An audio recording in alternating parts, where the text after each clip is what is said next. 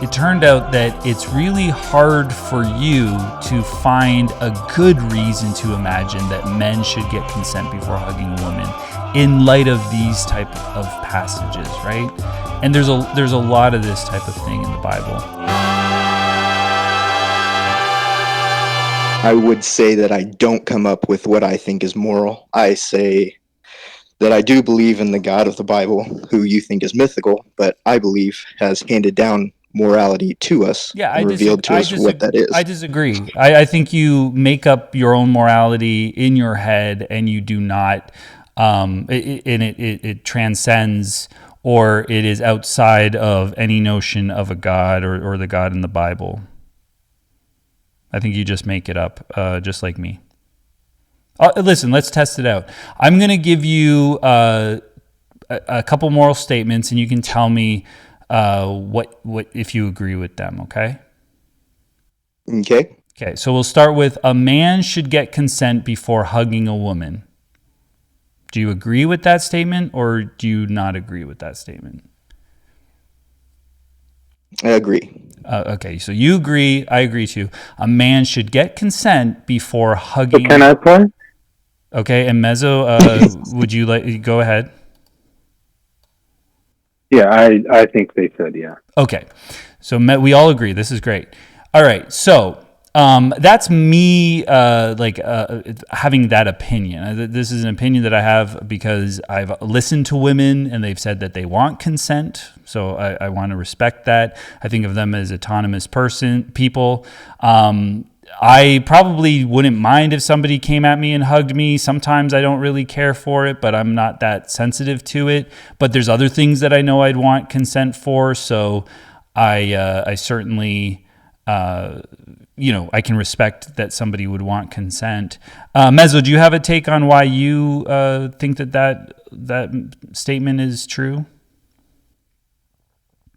Yeah, I mean, it's pretty similar for me, and I'd also just add that I desire to live in a society where we encourage things like consent, just so that everyone can always feel safe. You never have to worry about things going too far, or any type of uncomfortabilities. And I think that overall, for the greater good of the society, that having these types of ideas where we ask for consent helps the greater good of the larger group. Okay, so I love that. So now, Riddle Master, I know that you don't just do that, what we just did. What you do is you go to the moral standard of God and, I assume, the Bible. So now you don't get to say what we said. You have to show us biblically how a man should get consent before hugging a woman. Go for it. Oh, I'm going to start with Genesis. In the beginning, God created the heavens and the earth, and when he created man and woman, he created them in the image of God, who is an autonomous being, and he gave us free will to make choices. Mm-hmm. So we do not get to infringe upon the rights of other people, those things that he has given them. Real quick, just to help with, like, that's a very broad strokes thing. We don't even know that free will is true, but I'm not going to go down that road. But what I'm going to ask you real quick is, how many men and women were made so that there were options? We don't want just Adam to only have one option and Eve only to have one option, so that even if Eve isn't into it, Adam essentially has to rape her in order to procreate, right? Like, they should have more than one option in order for there to be consent, in a sense, don't you think? Why does there need to be? I guess not. I mean, the human race could have died, but it seems like God just created one man for one woman at that time, and they didn't have many options in the sense that they could have been with someone else, right? Like they really only had them, and there's no mention of consent there for either of them. It's just like Adam took Eve as a wife and did that. And also it's literally, I just thought of this, it's literally a curse that God puts on Eve, that she will be subject to her husband, right? So there she doesn't even have the option here of choosing to be subject to him, she will be for her husband. So there's actually arguments against consent there. I also didn't notice if it said that like not being hugged was a human right. Does it say that in here? It will never say that. He was They don't saying talk like, about hugging. yeah, he was saying like, well, because we're made in God's image and God is autonomous, so therefore we're autonomous, so we can't take rights away from other people.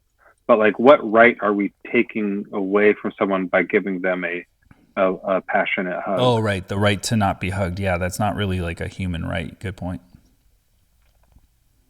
Bodily autonomy is it not? I don't know. Where do we get the idea of rights in the Bible? First of all, like that's just not there. See, this is the problem, right? So look, I agree with you, Riddle. Mezzo and I agree with you. We think that a man should get consent before hugging a woman. You can't look to the Bible for that. Like you can see you're stretching. You don't know. First of all, I don't think you know your Bible that well, which is cool. But you're just stretching to try to make something work. But you can't. And I can show you more than just this, like, only two people and the curse on Eve. Like there's plenty of stuff in the Bible that just God is not interested in a woman's consent. Right? He does not care. There's a lot of commands that are literally the exact opposite. So you're getting your morality the way I am and the way Mezzo is. We're thinking and we're going, we're using our empathy. We're going, this is how we would like to be treated, or whatever argument we make. And yours might be something that like vaguely speaks to God or something like that, but you're still making it up. You're still basing it on your opinion. And I would agree with that. I would grant that there is nowhere in the Bible that says that you have to get consent. But there are specific statements in the Bible that are legislating morality. Do not lie. Do not steal. I don't get I don't make that up. I get that from the Bible. Yeah, that's where you. But what I would also say is I live inside of a culture that has no arranged marriages. But I don't think that an arranged marriage is immoral if that is the cultural norm, which you would agree also, because you think that morality is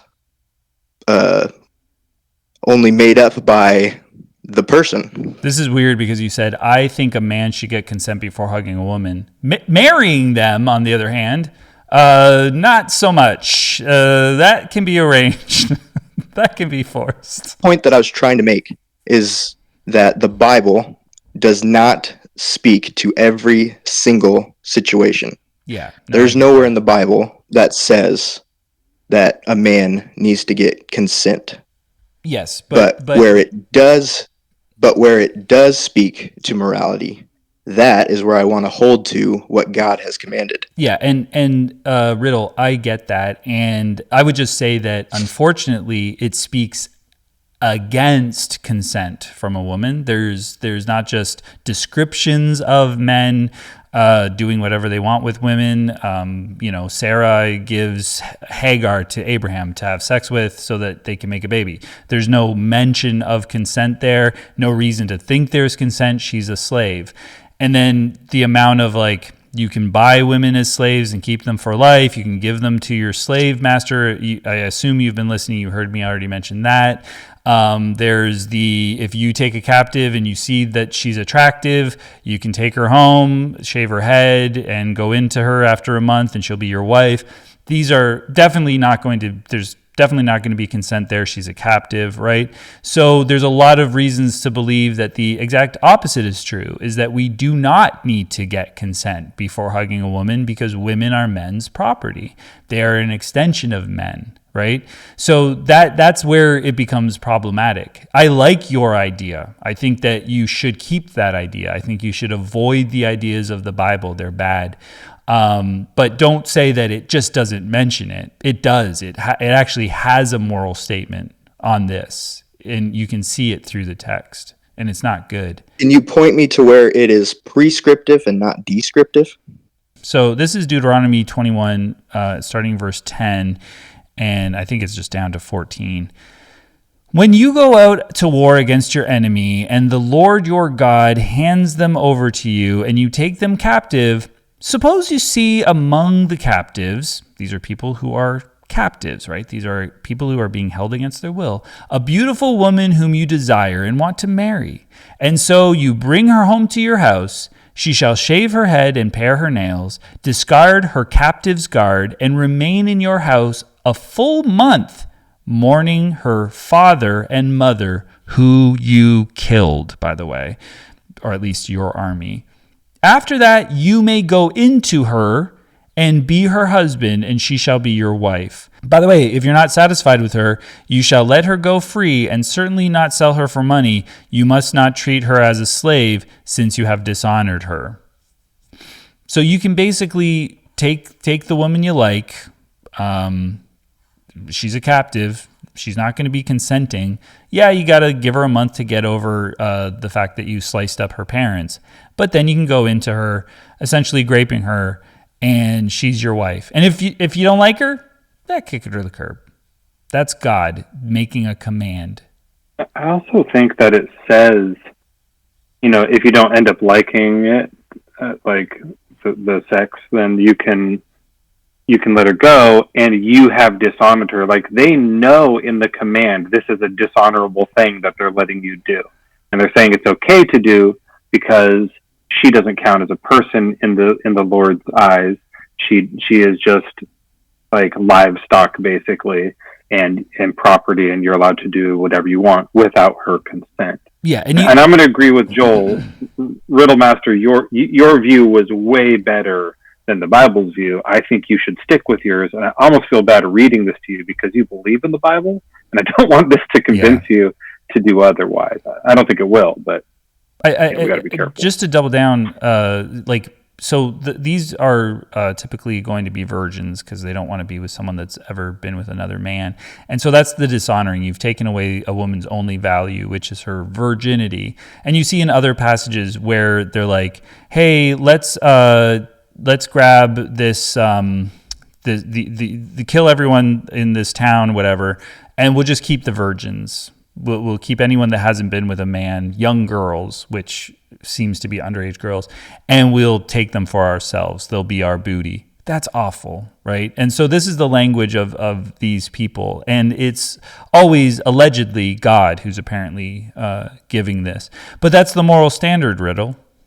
The shaving of the head is like what cults do. That's like a really common thing where like you do that to basically like help someone discard their old identity and brainwash them. It's like part of the process of brainwashing that has been used for generations later. Like, people still use this tactic. That's part of why they like shave heads in the military.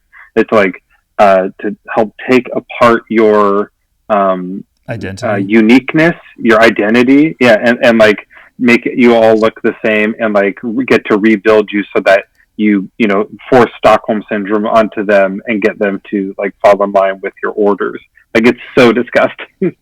Well, my thoughts are, if you're going to go in, you're going to wipe out all the men who are in a country. What is the more kind, the more caring thing to do for all the women who are left behind? Let them go? To take them as wives, or to just leave them in the ruins? Probably let them go, I would say. Well, the command is not to take them as a slave, it's to take them as a wife. And there are multiple commands as to how a husband must treat his wife. Yeah, so in Exodus 21, we get men buying women. Like, you can sell your daughter to a man, right? And that man must take care of you and those types of things, even if he takes another wife who is a slave. And they say slave, right? And he must not sell this person to foreigners. And I think that is what is reflected here as well, is that if he keeps the woman and like she pleases him enough that he's like, I'm going to keep you, then she'll essentially be a slave wife. Like, it's very similar. They're basically just property. But if she doesn't please him, he can't sell her like a slave. He has to just let her go. So that's the treatment like a slave that he's not allowed to do, which is the sale. So I think that is what's happening.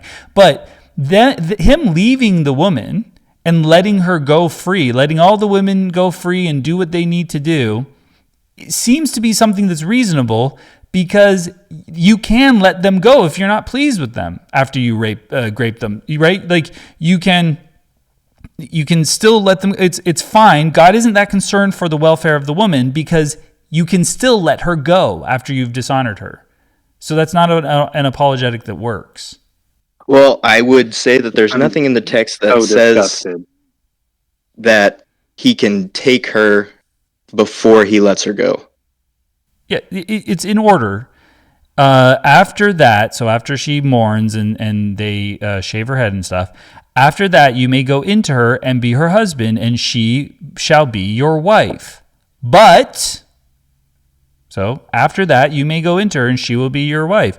But if you are not satisfied with her, which comes after after you go into her and you're her husband, she's your wife, you shall let her go free, and certainly not sell her for money. You must not treat her as a slave, since you have dishonored her. So it's pretty clear. It's after you're not satisfied. Can we act this out, Joel? Okay. This is her. Yeah, because I just fully puked my pants after his response there. That was disgusting. But let's just act it out real quick. So, Riddle, you and I, Joel and I, just finished just wrecking a city. Like we just demolished. Like we just went to war. Soldiers. We were like, yeah. We're just all the guys. Pew pew pew pew pew pew pew pew pew pew pew. Yeah. I hate the enemy. Fucking Canaanites. Just pile up. Shing, second thing, Haydenite. Yeah. Can we do the babies? Can we do the babies? You can kill the babies. Great. Okay. But Riddle Master, you're the the governor of our city. Okay. So now we come back home and we bring all these the women and children, the ones that we didn't get on stray, swords that we're throwing around, stray crossbows, didn't get them. And we bring them, we put them in this big fenced area, and they're just mingling around. They're just crying. They've been taken. They've been fully just ripped out of their homes. They watched us slaughter their husbands and their parents, and then we just put them in this fence, and they're just walking around covered in their dead husband's blood. They're covered in blood. Their hair is matted. They have filthy faces. Their clothing is ripped. They're mourning. There's tear stained cheeks, but some of them are still really hot. And you walk by, and Joel and I, we kind of go, hey, Riddle, hey, Governor, you're the boss here. These blood-soaked women over here? That one on the left, do you see what I'm talking about, Joel? Over kind of on the left, she is kind of cute. I think if I cleaned her up, shaved her head, and just started, I could turn her into a 10. Yeah. You'd have to shave her head because the blood is dried and matted. It'd be impossible to get that out of there at this point. Just shave it off. Riddle Master, you make all the rules and have the final decision on what we're allowed to do. Is it okay with you if I take this woman and just tell her to be my wife and take her home? Or what should I do about this? Well, I'm going to say you have to take her home and care for her for an entire month. And I'm going to word it this way to make it more understandable. If you're not pleased with her at the end of the month, you have to let her go. You can't sell her. She doesn't belong to you.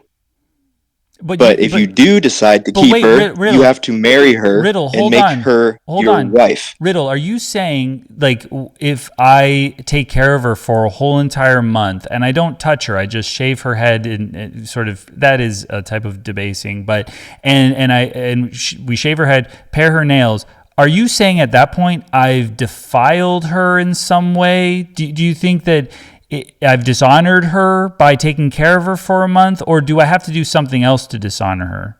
Absolutely, you've dishonored her Okay, by taking care of her. So doing the kind by of thing that is commanded here, which is to take care of a captive, is dishonoring.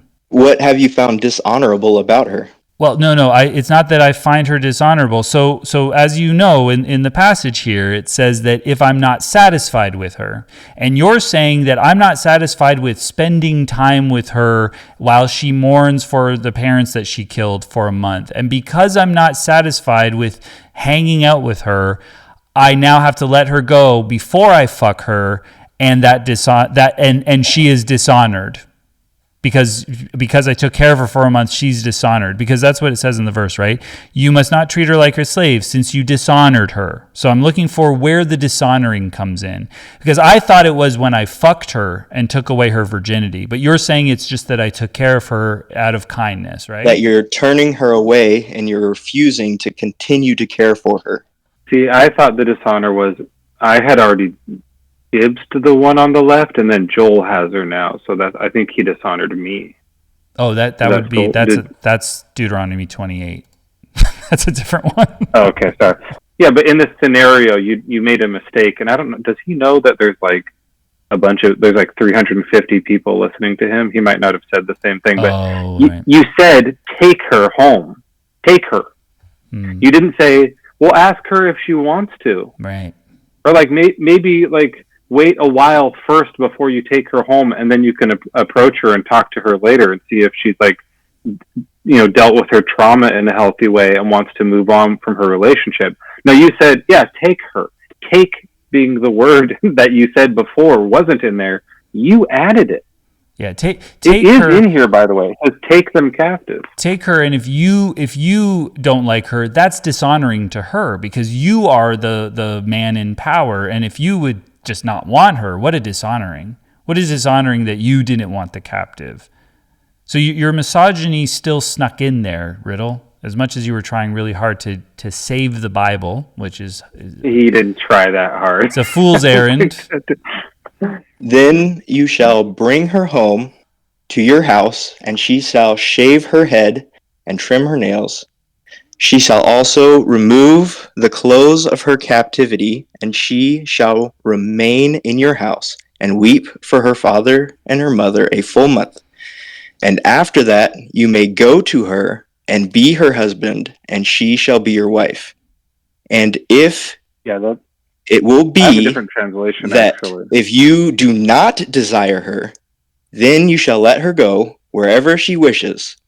But you shall certainly not sell her for money. You shall not mistreat her, because you have humbled her. And do you know what that word humbled means? Have you, if you look into the Bible, you know who was humbled? Dinah was humbled, which means she was graped. I don't know if you know that story, but the word humbled, when it's used, is graped. Okay? And we can find humbled in other contexts as well. If you really want to be honest, Riddle, you're not beating us here. This isn't like a debate where you're going to win. But this is for you. Go and learn what that actually is saying. So she was graped. I didn't know that. Yeah, humbled means graped. It's used in other contexts that way. And in mine it says dishonored. I thought it was just take the virginity, but it sounds like it may be worse than that. But when you read that riddled, why don't you say to yourself, as other people like Mezzo and I probably would, which is, if you're going to let her go, and in that translation it says anywhere she wants, just start there. When you have a captive, not even the ones you find pretty, all of the captives, they're the virgin women. Let them go if they want, wherever they want.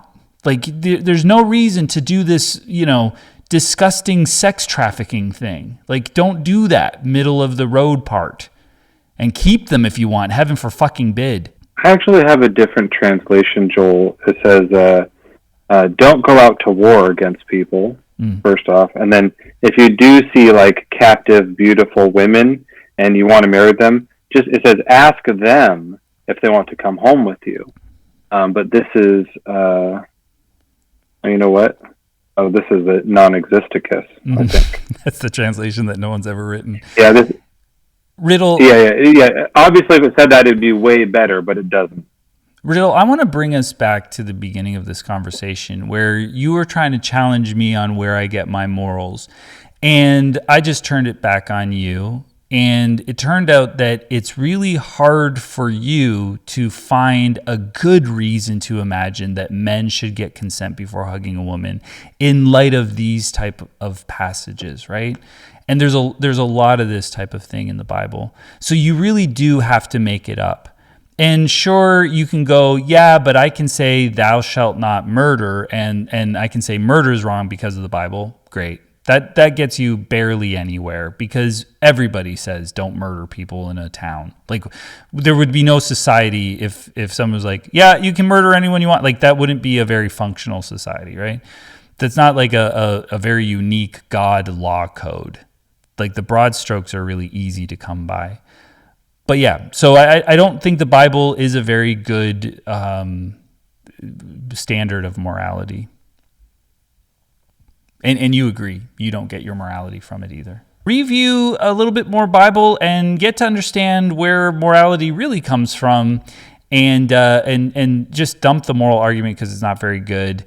You don't get your morality from this book. You actually have to work really hard to fit your better morality into this book, and that's a job that you shouldn't have to do. So you can just dump the book and keep your better morality because as we've seen, and by the way, this is on YouTube, so like you can watch this back, okay? You can listen to like the arguments that you were kind of, you were circling the drain on some things that made you look like a little bit, and I don't want to be crass, but like a piece of shit fuckface. And people in the chat here were saying, this guy sounds like a bit of a piece of shit because the Bible is forcing you to do that. I think that like you were at a baseline of a man should get consent before hugging a woman. And because we brought the Bible into it, you were like, oh yeah, you can take a woman home against her will. And if you've dishonored her, if you don't like her enough and blah, blah, it gets really weird, right? So you're better than the book. I believe in you. Let's just keep thinking and don't let the book railroad you into being a piece of shit. He's gone.